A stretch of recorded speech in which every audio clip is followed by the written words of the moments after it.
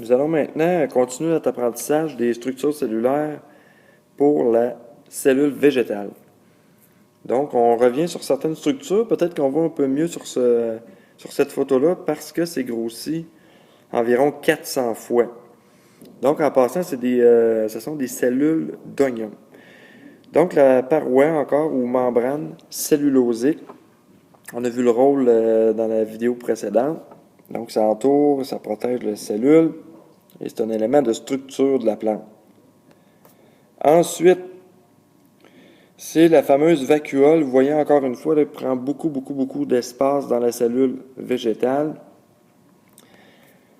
Ici, on réussit à percevoir à peine là, un petit peu de cytoplasme entre la paroi cellulosique et la vacuole. Donc, c'est pas évident à voir, mais on sait qu'il est là. Donc, le cytoplasme, c'est un liquide gélatineux qu'il y a dans la cellule. Mais vous allez voir, dans la cellule animale, c'est beaucoup plus évident. Là, ça remplit la grande majorité de la cellule, contrairement à la cellule végétale. Le noyau, encore une fois, le centre de commande de la cellule.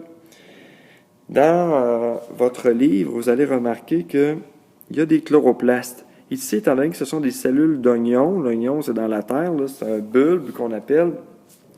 Bien, il est dans la terre, il ne fait pas de photosynthèse.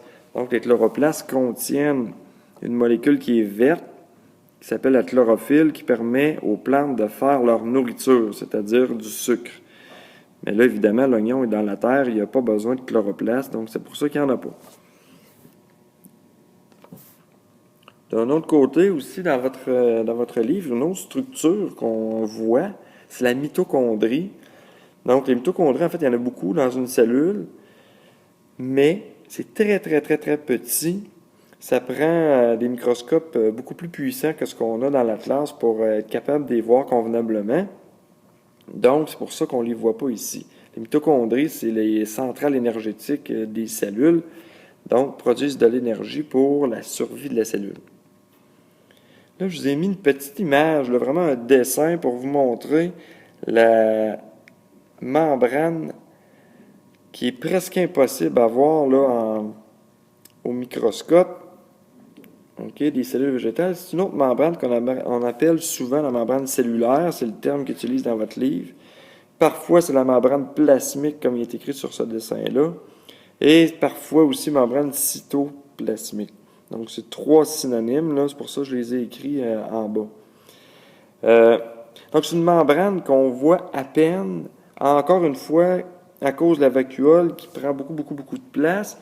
Et la paroi cellulosique chez les plantes est tellement épaisse, comme vous pouvez le constater ici, comparativement à la membrane cellulaire, que souvent, lorsqu'on observe des cellules, on est à peine capable de la voir, même grossie à 400 fois, c'est vraiment pas évident.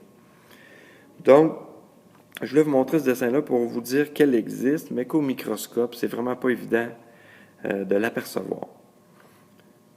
Donc, c'est ce qui termine notre tournée, si vous voulez, des principales structures simplifiées, évidemment, là, de la cellule végétale.